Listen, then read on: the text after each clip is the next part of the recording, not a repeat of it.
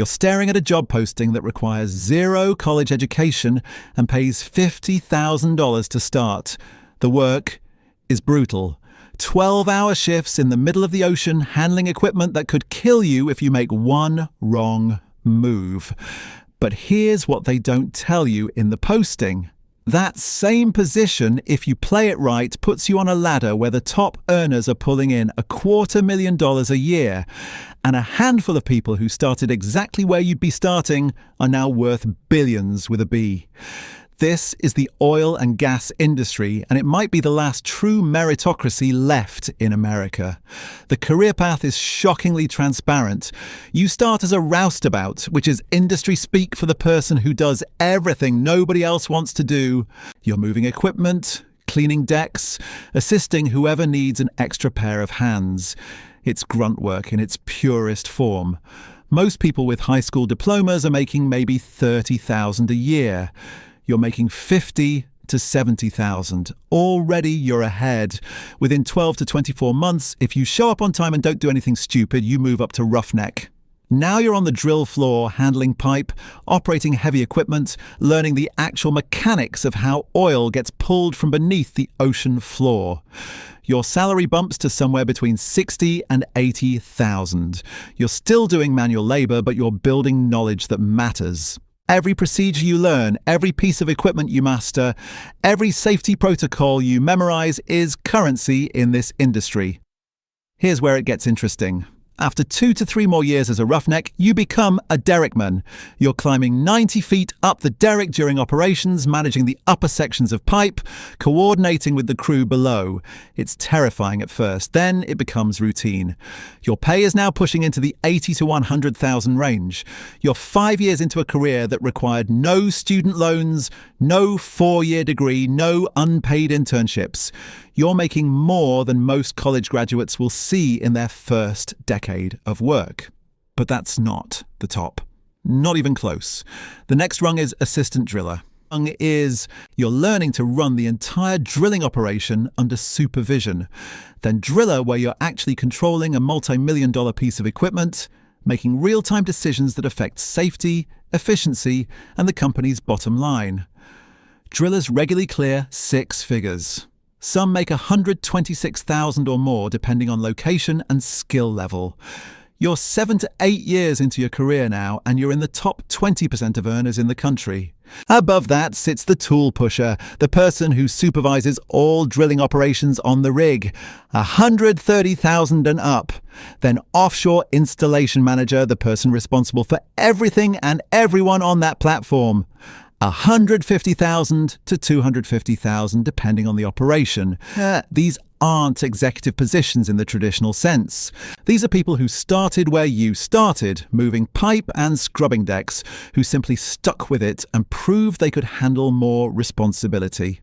The structure is merit-based in a way most industries abandoned decades ago. Your advancement depends on 3 things: demonstrated competence, accumulated rig time, and certifications at the right stages. There's no ambiguity about what you need to do next. The industry tells you exactly what's required. Get your IWCF Level 2 well control certification for drill floor operations. That opens the path to derrickman. Get Level 3 and you're qualified for driller positions. Level 4 is required for supervisory roles. Each certification is valid for 2 years and must be renewed through examination, which means you can't fake your way up. You either know the material or you don't. What makes this different from almost every other career ladder is that the industry genuinely doesn't care about your background. 52% of roughnecks have only a high school diploma. 21% have bachelor's degrees, and they're working alongside people who barely graduated high school. On the rig, nobody asks where you went to college. They ask if you can do the job without getting someone killed. The financial trajectory is what separates this from typical blue-collar work. Entry level to senior positions represents a 5 to 10 times income multiplication over a career span. Start at $50,000, end at $250,000 or more. That's not theoretical. That's the documented pay scale. And those numbers don't include overtime, which is substantial, or the international assignment premiums, or the performance bonuses that come with senior positions. Despite all the talk about energy transition and automation, demand for skilled workers keeps growing. The industry added thousands of employees last year, salaries are still rising, and more than 31 million people work in oil and gas worldwide. The capital is there, the jobs are there, the ladder is there. But here's the part that changes everything. Some people don't stop climbing at rig manager. Some people take everything they learned on the drill floor and use it to build empires. Harold Hamm was born in rural Oklahoma, the youngest of 13 children to sharecropper parents. He started working at a gas station after school in 1966. By 21, he'd borrowed $1,000 to buy a vacuum truck and started his own company. Today, he's worth over $15 billion and owns 76% of Continental Resources, one of the largest oil producers in America. Autry Stevens started in West Texas doing the work himself, driving trucks, drilling wells, learning every layer of the business. When Diamondback bought his company for $26 billion, it made him one of the richest oil men in America. These aren't fairy tales. These are documented careers that started with manual labor and ended with generational wealth. And the path they took still exists today. You won't replicate Hamm or Stevens by following the exact same playbook they used. The market has evolved, but the fundamental principles haven't changed. They succeeded because they understood the industry from the ground up. Every phase of extraction, every cost structure, every operational challenge, that knowledge came from years of physical work that most executives never experience. When you've personally handled drill pipe in freezing conditions at 3 a.m, you understand things about operational efficiency that business school can't teach you. The old path was land and drilling rights. The modern path is specialization, carbon capture, enhanced recovery, digital field optimization. What separates the people who build wealth from the people who just earn good salaries? 3 things: thinking ahead, developing soft skills, and making your bosses trust you with bigger problems. Watch who gets promoted past driller level. It's rarely the person with the most technical knowledge. It's the person who can run a crew without drama, who anticipates problems before they become emergencies, who writes reports that make complex situations understandable. The toolpusher who can explain a $2 million cost overrun to headquarters in a way that doesn't get anyone fired. That person becomes a rig manager. The rig manager who can coordinate between operations, engineering, and corporate bureaucracy without losing their mind. That person moves into regional management. Here's what nobody tells you about the middle rungs of this ladder. The jump from driller to tool pusher is where most people plateau. Not because they lack technical ability, because the job fundamentally changes. As a driller, you're managing equipment and immediate operations. As a tool pusher, you're managing people, budgets, and politics. Some people never make that transition. They're brilliant with machinery and lost with human beings. If you want to break through that ceiling, start developing management skills years before you need them. Volunteer to train new roughnecks. Take on scheduling responsibilities. Learn the budget side of operations. The money gets serious past the $150,000 mark, but so do the expectations. Project managers earning over $300,000 annually are essentially running small businesses. They're accountable for multi-million-dollar operations. A single mistake can cost more than your annual salary. The safety responsibility alone is enormous. You're making decisions that directly impact whether people go home alive. That weight changes you. Some people thrive under it. Others crack. International assignments accelerate everything.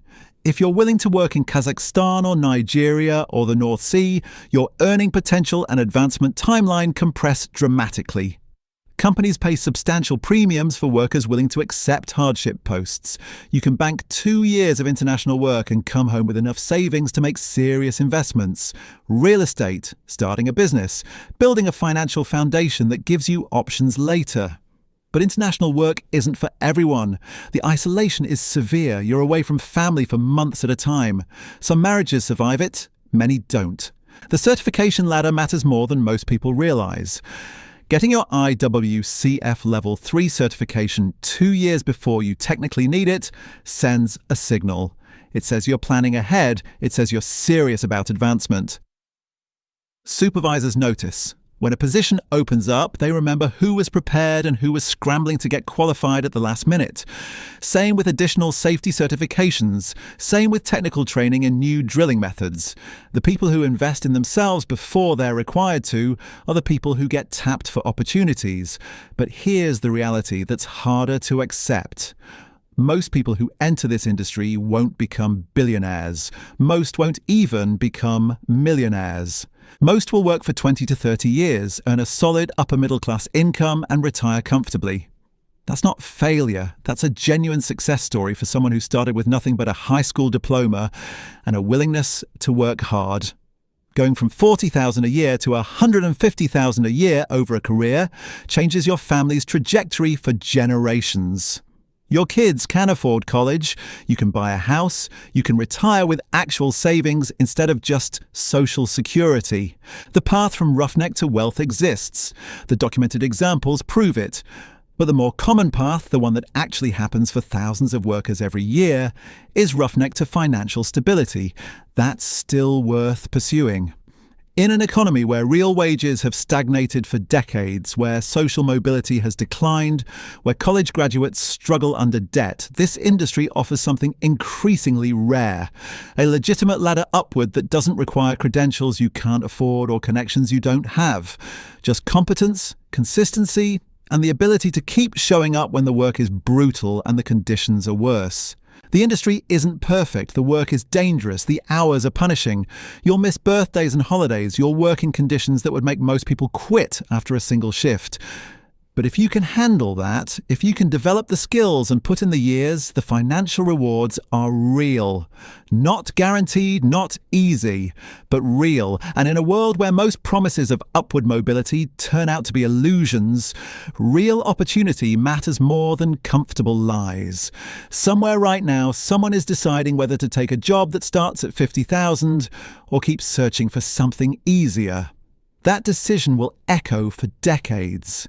Not because oil work is noble or special, but because it's one of the few remaining places where the equation still functions, where effort and time genuinely convert to money and advancement, where your background matters less than your performance.